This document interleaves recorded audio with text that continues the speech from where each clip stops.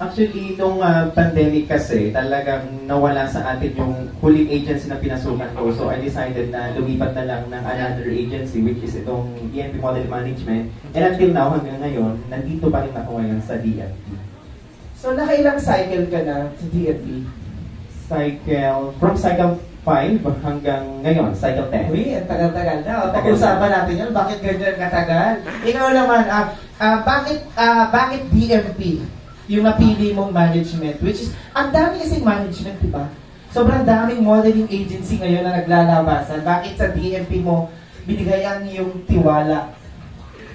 So, nung una, naghahanap kasi kami ng ayun yung modeling management. And then nakita namin sa Facebook yung DMP. And then ongoing sila nun. So, sakto naabutan ko yung start date nila, yung day 1. And then, yun, trinay ko. And then tuloy-tuloy na hanggang sa makatapos. So, parang from March ata yun hanggang June yung